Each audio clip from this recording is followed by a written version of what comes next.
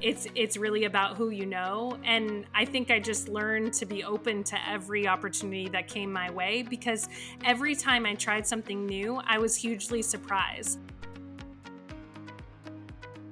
Welcome to the Cultivating Leaders Podcast, where we get inside the minds of leaders to harvest great ideas and lessons that help you grow as a difference maker in food and agriculture. I'm your host and curiosity captain, Nicole Ursig.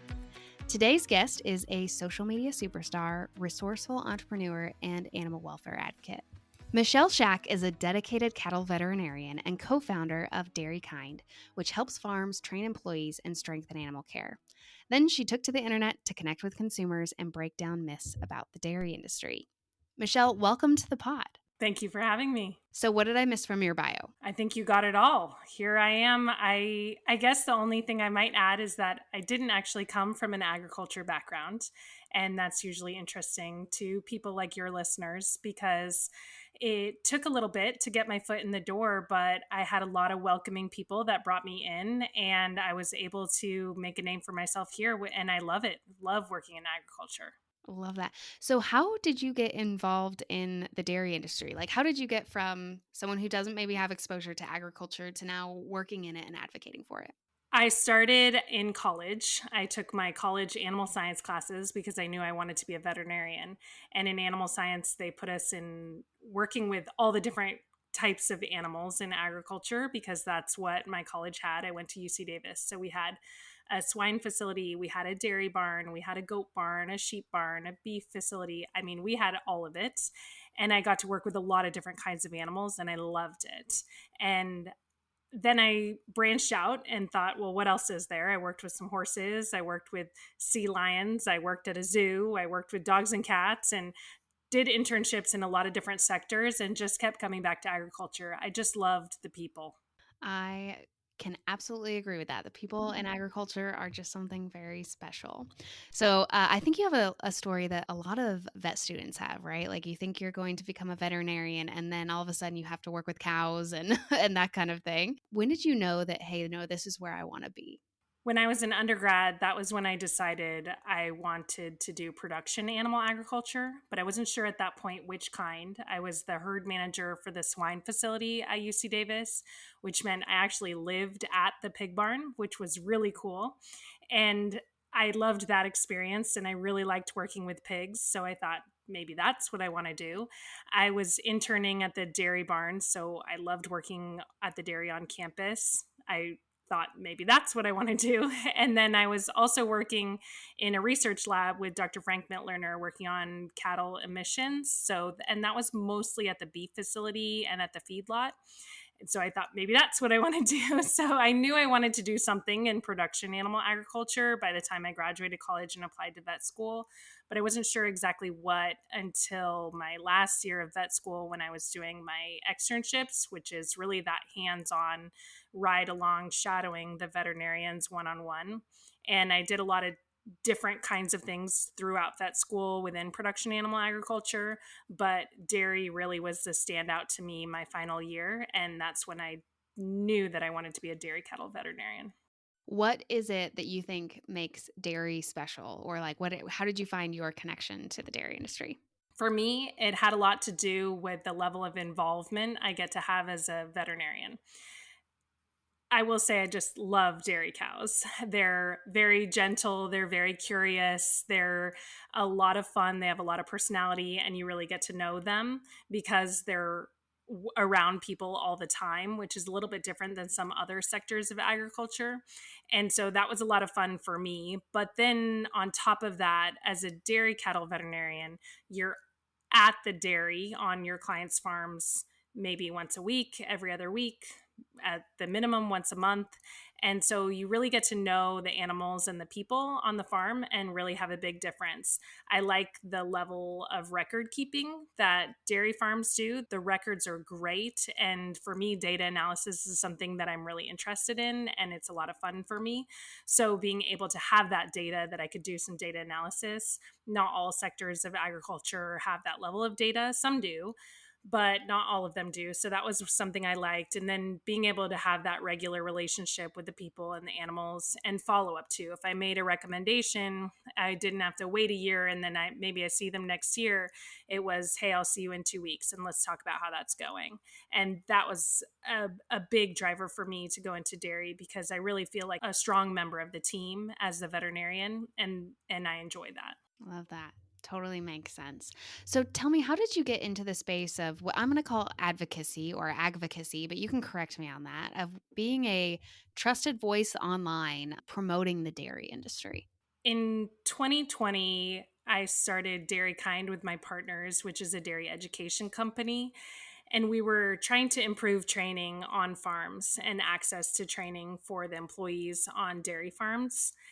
And I loved that. It was a lot of fun starting that, and it was a lot of fun seeing it grow. And I was just so proud of the people that I was working with and what we had created, and the movement that was taking place to just improve animal well-being on farms and the training of the employees on farms. And so I decided I was going to start posting about it. I recruited a Gen Z intern to help me set up my TikTok because I wasn't exactly sure how TikTok worked, but I thought that was the place I wanted to start. And my first video was just about how cows are milked.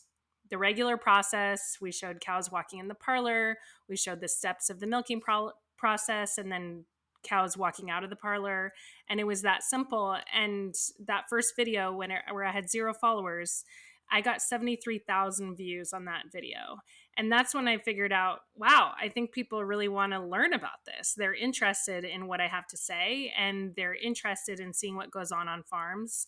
And that's a lot of fun for me. So I was able to grow that into now multiple platforms and about 500,000 followers across all my platforms. And it's been a lot of fun to see that grow. That's amazing. What advice do you have for someone who doesn't come from an agriculture background, but is trying to make their way or break into the agriculture space? The first thing I want to say is we need more people like that. We need people to help support agriculture because it is dwindling, and we need to bring in more people from the outside. But also, it's not just a numbers thing. As someone outside of agriculture, you bring a unique and different perspective, and that is really valuable. In agriculture, it's a small world, and it feels like everyone knows everyone and everyone's very connected, and it feels like this exclusive club. But because of that, it also can turn into an echo chamber sometimes where we're just repeating the same things. And bringing in that outside perspective sometimes is exactly what we need to open our eyes and see things a little differently. So to people that are interested in getting involved, I would say do it. Try different things and figure out what matches with your passion and what matches with your interests. One of the things that I have always been really interested in is this, as you're calling it, advocacy. But for me, it's really just education and getting the information out there. I'm just trying to show what is actually happening on farms, because I remember being a kid and not knowing any of this. And this was before social media and before the internet. And so I didn't have like a quick way to look it up. But now kids these days, and people, even grown-ups that are interested in learning something, they're getting little snippets of information all the time throughout their day through social media. And so if I can be a person that's just sharing a little glimpse into my world or a little glimpse into what happens on a dairy farm, and maybe answering some questions they have or didn't know that they had, but that they do have, that is really meaningful to me. And so that was my passion. That's something that I was really interested in because it connected back. But for others, I think you can think about what is interesting to you. Maybe it's finance. Well, we need financial people in agriculture too. Maybe it's laboratory and chemicals and research. Well, we need those people in agriculture too. I think sometimes also we get people outside of agriculture think, well, I couldn't be a farmer. But that's not the only way. Agriculture is huge and it touches all of our lives in more ways than we can count. And we need a lot of people, not just the farmers, but the support people as well. I mean, for example, your job. Look at you right here running a podcast. I mean, that's really important too. It doesn't matter what your interest is, there's going to be some version of that within agriculture. And so I think that people just need to find their passion and figure out what they're good at, and then get into that in that space and find others that are doing that and explore, because there's going to be something for everyone. I think this is such an important message, especially as we think about the workplace today. And the amount of people that have an agriculture background that are coming into the workforce are limited, and we need that different perspective. And also, sometimes for those who have grown up in agriculture or even just been in agriculture a long time, we can also maybe, I'm going to say, be part of the problem, right? Of like, oh, they don't get it.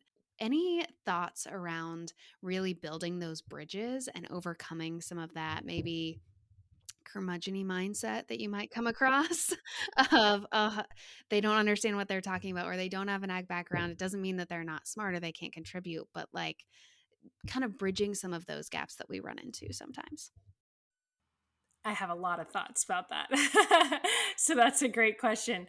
And I would agree that that can be an issue, and it's something that we need to consider. I do a lot of speaking as well, and one of the things that I talk about is that exact thing, is building those bridges, because within agriculture, we can all agree that a big problem is that people are disconnected with where their food comes from. We can all agree. I say that, and everyone listening to this podcast right now is nodding their heads. But what I would argue is that just as big of a problem is that people in agriculture are disconnected to where their food goes. Snaps. Amen.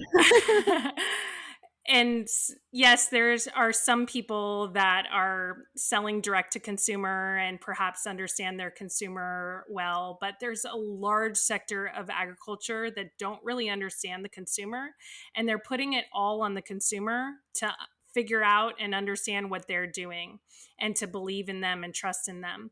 But we have to make an effort on our side as well to reach out to the consumer and to understand the consumer and listen to them, because sometimes they don't know what they're talking about, but sometimes they have actually really good points.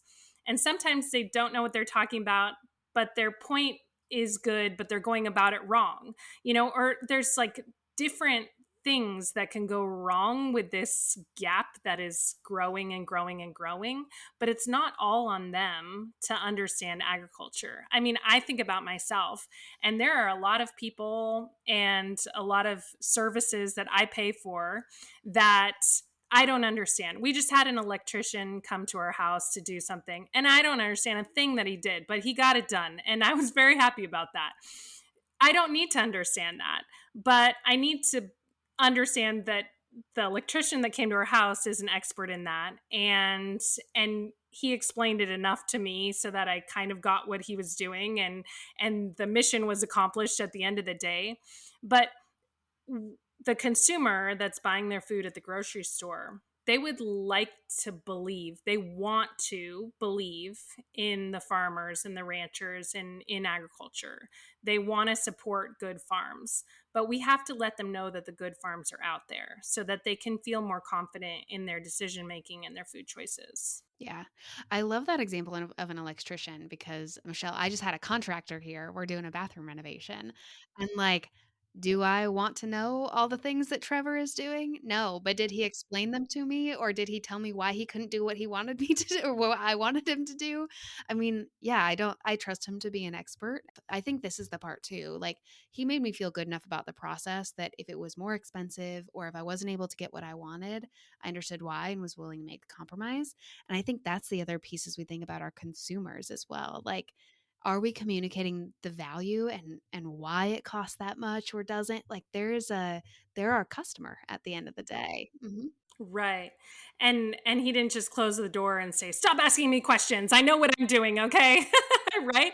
I mean, it's important. It's important that we communicate out. And that's, it's not for everyone. Not everyone can, but maybe representatives, or it's important that somebody is helping reach the consumer. And yes, that's exactly it too. One of the examples I like to give too is, let's say you opened an ice cream shop, and you had your chocolate ice cream, your strawberry ice cream, and your vanilla ice cream, and those were all really popular. And then one day you decided, I'm going to make sushi flavored ice cream. It's going to be delicious. And you tried it and you were like, wow, this is amazing. And then you went to sell it and nobody bought it. You can't blame them or yell at them because they don't agree with you that it's delicious. The fact is they don't want to buy it. So you're going to have to change what you're doing. And the consumer at the end of the day is a customer. And whether you agree with them or not in their food choices or why they're valuing certain things over others, they're driving the market. That's the end of the line right there, and they're driving the market. And so whatever you're producing, whether that's milk or beef or cherries or whatever you're producing, that consumer does play a role whether you like it or not. And so if we don't try to reach them and get through to them to help them understand and help them make more informed food choices, then it's just going to end up more and more frustrating because they're not going to make the choices that make sense to you. Mm-hmm. Absolutely. So, Michelle, I want to talk about animal welfare because that's your expertise, and connecting that to the consumer. So, can you tell me about your work there and how maybe you've helped either improve things on farm or improve things on farm that then get translated back to the consumer? Yeah, I have been a veterinarian working with dairy cattle for 10 years now. And I think all the farmers that I work with do a great job caring for their animals. So I just want to say that to begin with, because the farmers really do care about their animals and they want their animals to be treated well. But dairies are growing larger and larger, as in many sectors of ag. The businesses are growing bigger and bigger. And so there's more and more employees. Employee turnover is a big challenge. Labor, employee turnover, those are challenges, I think, in many parts of the world and in many industries, and agriculture is one of them. With that employee turnover, it's really hard to keep up with training. And I, as a veterinarian, do a lot of training on animal welfare and management practices and different procedures on farms. And I work with all the different teams who are professionals and experts in what they do as well. And that's a part of my job that I really love. I love working with the people on the farms. But we found that it's a struggle to keep up with the training for us as a veterinarians because we're not there every day. And so someone might get hired, and if you wait around till I come back, maybe that's 2 weeks till I come back, which isn't that long, but also they shouldn't be working for 2 weeks without some education, right? And the education they are getting, the on the job education, isn't really formal. And I think it's important that you have that on the job training, but also some formal education as well. So through Dairy Kind, we're working to improve the knowledge and the understanding of the employees on the farms so that they can better care for their animals. They can do the best job that they can do. We try to work with the different auditing companies. A lot of people don't know that dairy farms go through a lot of different audits and evaluations. So we work with the different auditing companies to make sure that our trainings are meeting their standards. I'm the chair of the AABP, the American Association of Bovine Practitioners Animal Welfare Committee. So we try to stay up on all the current trends and make sure that our trainings are up to date. But to me, the best way to improve animal welfare on farms is through the people that are actually caring for them, boots on the ground, day after day, rain or shine. Those are the people that are going to highly influence animal welfare on the farm. And I also want to say that animal welfare, a lot of people think about that as don't abuse the cows. We should not be, I don't know, hitting cows or stabbing cows or dragging, people can think of all these terrible things that we can do to cows. But when we talk about animal well-being, we're talking about we should be treating the cows the best that we can every day.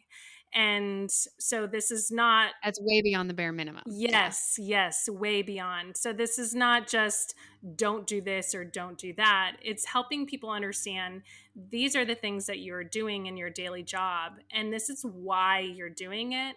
And this is why it's important to keep animal well-being at the forefront of your mind, no matter what your job is, whether you're scraping the pens, whether you're milking the cows, whether you're caring for newborn calves, whether your job is just to feed the cows or sweep up the milking parlor or whatever your job is. Every job on the farm impacts animal well-being, and we want those people to really have pride in what they do and be able to do the best job they can. Yeah. I think this is so cool that you saw a need and filled it, Michelle. And I think too, as we think about farms, oftentimes a lot of us have our own experience in like a family farm or a small hobby farm or that kind of thing. But today, as we scale, you have to think differently about the business, and you have to think, how do you scale some of these good behaviors and how do you influence people inside a farm operations team? And so a lot of these like lessons in leadership and good people management and influencing and giving people the right tools for the job, it's some of these basic core principles of good leadership just applied at scale to farms. Yeah, I totally agree. And I think that's a big thing that's missing in agriculture is we have a lot of people that are really good with plants or really good with animals or really good with the products that they're producing, but they have little to no training on the people side. And that is becoming more and more and more important. And that's why I think what AFA does is so important and really great for people, because we need those types of skills just as much as we need those hands-on skills. Yes.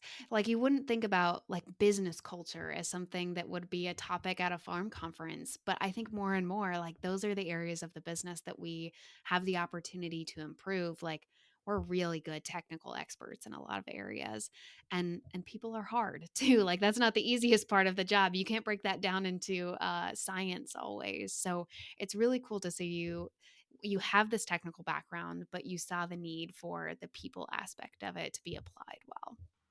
Yeah, I just spoke at the Precision Dairy Conference where they were talking about AI and drones and all this really fancy technology. And I came in to talk about Dairy Kind, and I talked about how we can put all of our efforts and all of our money into these really amazing high tech things, but if when it comes down to it, the people don't know how to use it or don't understand what it's for, then what's the point?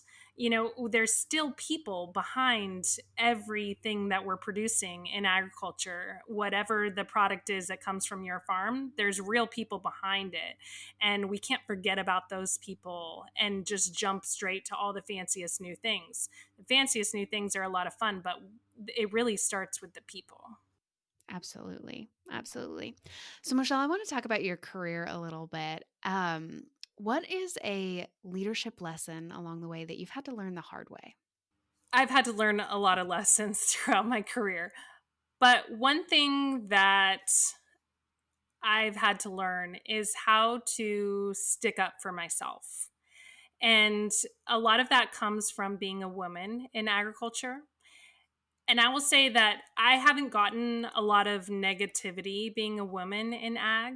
People have been very supportive of me, but at times it's almost too supportive. Like people are like, here, let me do this for you, or here. And it's not that they think that I can't do it, it's they're trying to be nice.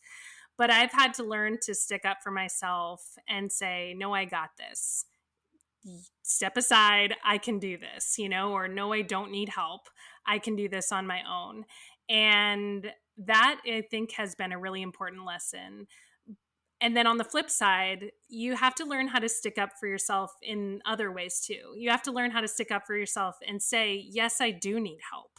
And I've had that lesson given to me in a lot of really hard ways. And probably the hardest way was when I was pregnant. With my second kid, I worked all the way up until I delivered. And when I went into the doctor, they sent me to the hospital and induced me because I was really, really sick. And they said, you should have spoken up. And I was powering through that week. And that whole last week that I was working, I was just convincing myself that I was being dramatic and it's fine. I still have 3 weeks till delivery. I'm going to be fine. I got to get through this week. I can do this. Come on, Michelle, just keep going. And I should have stopped. Looking back, I should have stopped and put my hand up and said, I need to slow down and I need help at this point, or I need to take a break. And I didn't. And when I went into the hospital, I was needing a lot of extra help, and my body was telling me that I shouldn't have done that. And that was a really hard lesson. So I think that being able to stick up for yourself is an important thing that everyone needs to work on. And sometimes it's harder than others. And I think it's important to remember that it's not just sticking up for yourself of, yes, I can do this, but also sticking up for yourself of, no, I can't do this. Oh, that's a powerful lesson and a great example. One I can relate to. Yeah, of sometimes you just power through.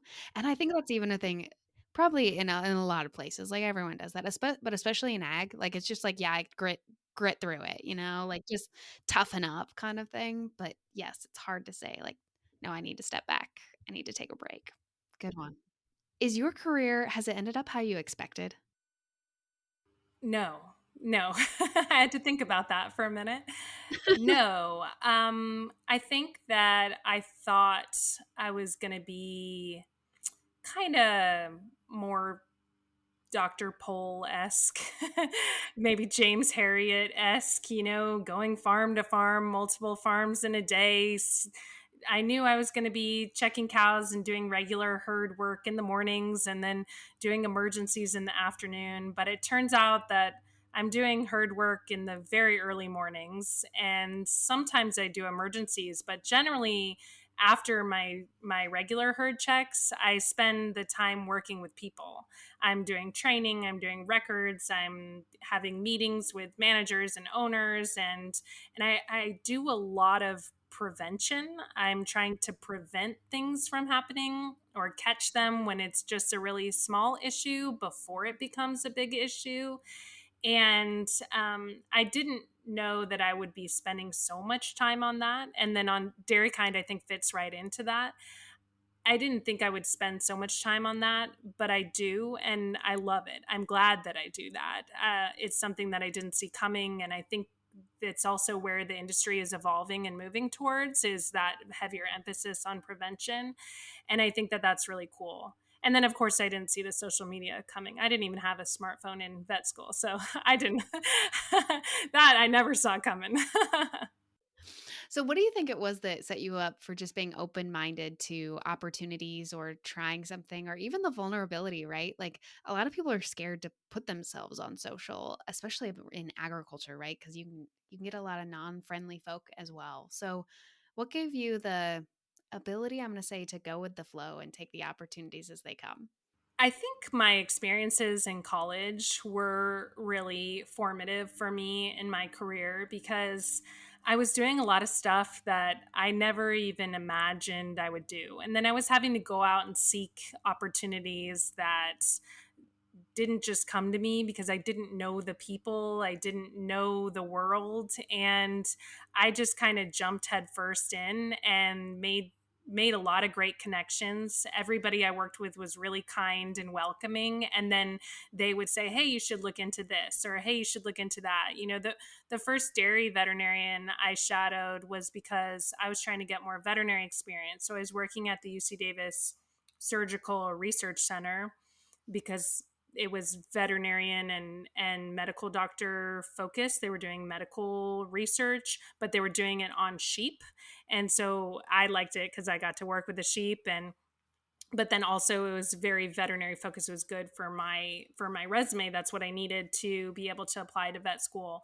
But then the head technician there, her daughter was in 4-H with another kid whose dad was a dairy veterinarian, and I was talking to her about how I wanted to go to vet school and I was exploring different veterinary careers, and she said, "Oh, I know someone."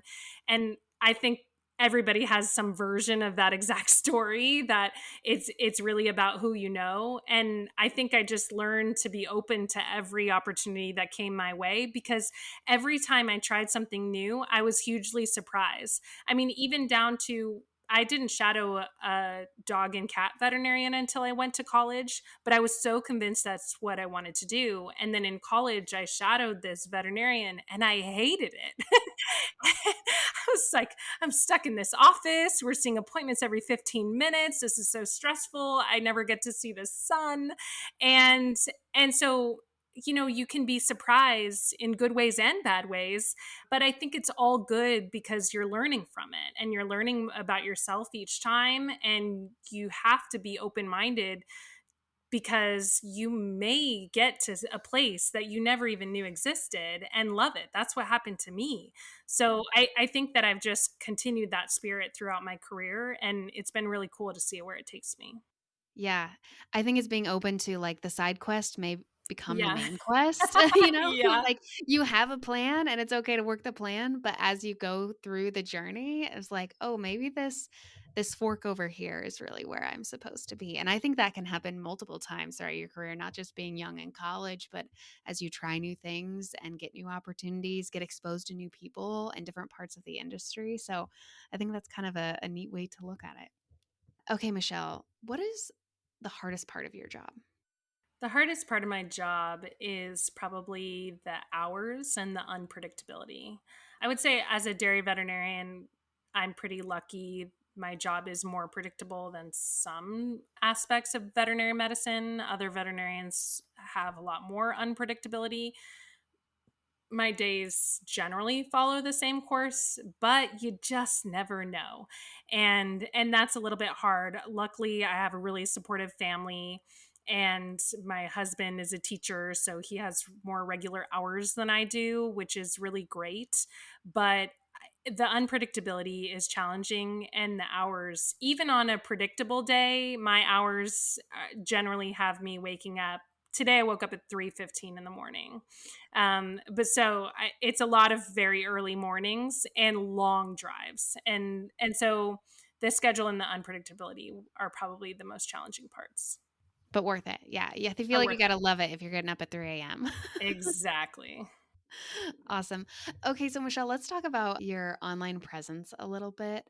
What are some of the biggest challenges you face when speaking honestly about food and agriculture online? I think a lot of people think that the biggest challenge is negativity.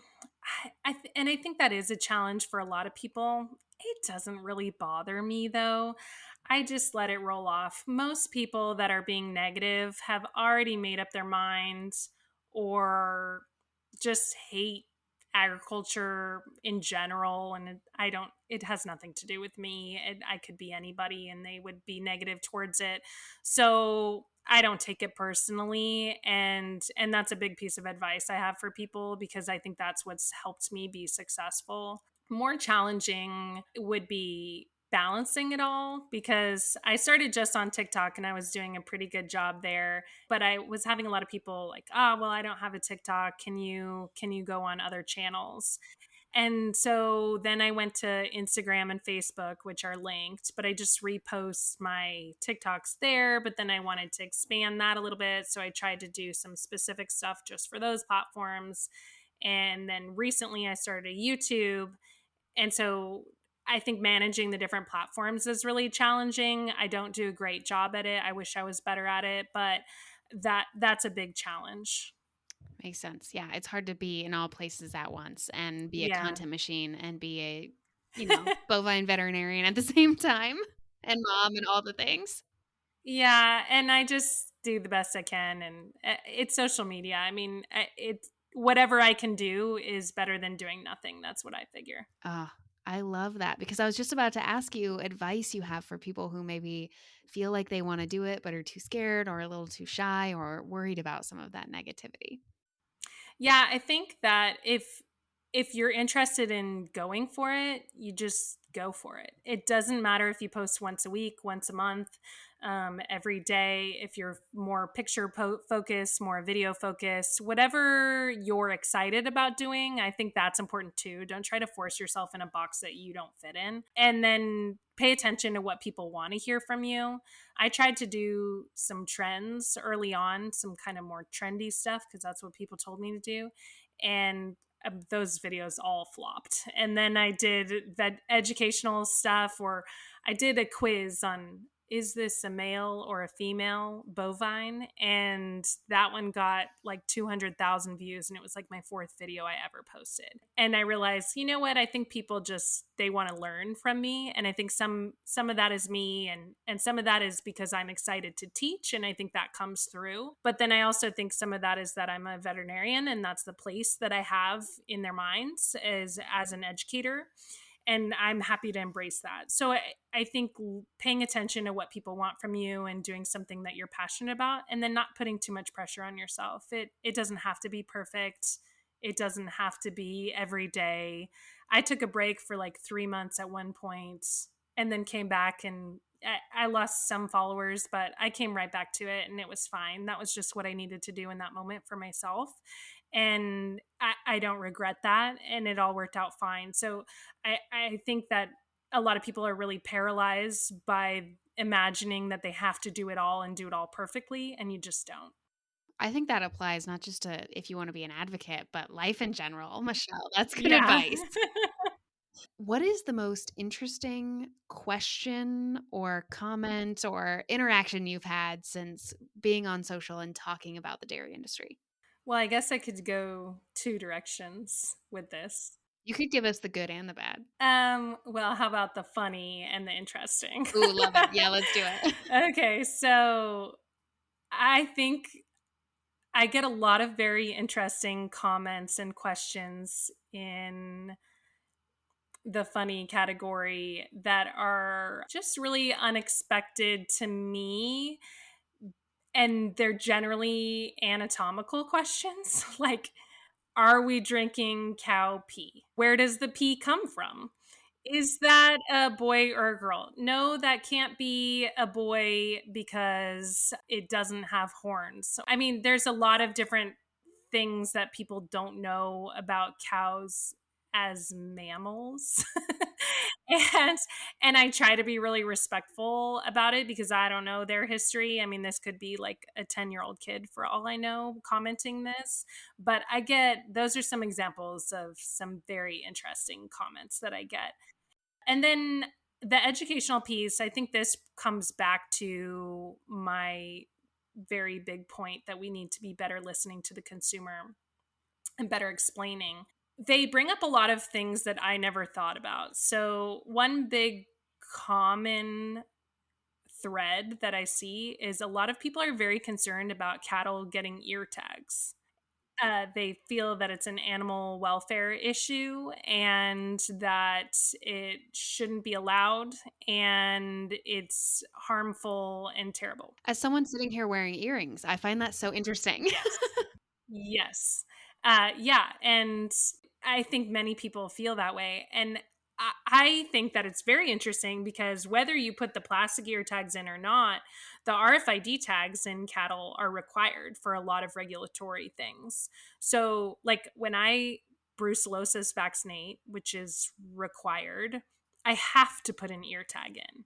And that's what the federal government says. So, whether you like it or not as a consumer, this does not reflect the farmer being malicious or having poor animal welfare. It's a whole other issue because in many cases ear tags are required. But also, I think it's a good point. Like, yeah, it probably does hurt. So we should be open-minded to these comments and be learning from the points that other people bring up, because there's a lot of things in agriculture that we do because we've always done them, is what people will say. Well, we've always done it this way. But I can name a lot of cases where the way we've always done it has been proven to not be the right way. And we do things a lot better now than we did 100 years ago because we know better. we know more. And some of those changes are driven by the consumer bringing up good points. So I get a lot of really interesting comments of people concerned about different things about the animal's welfare or living situation or well-being in general. And I always really try to think critically about each of those and ask myself, well, how can I explain this, and should I explain this? Mm, love that. That is interesting. I love that like, I wouldn't have assumed ear No, tags of all the so things because, interesting. yeah, fascinating. Okay, Michelle. So at AFA, we always like to ask about hot takes. So this can be unconventional or bold opinions.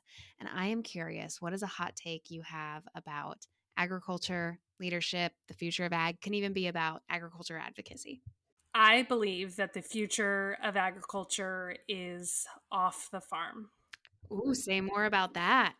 I think that there are people out there that are not on farms, did not grow up in agriculture, that can come into agriculture, and we should be bringing them in, like we talked about a little bit already.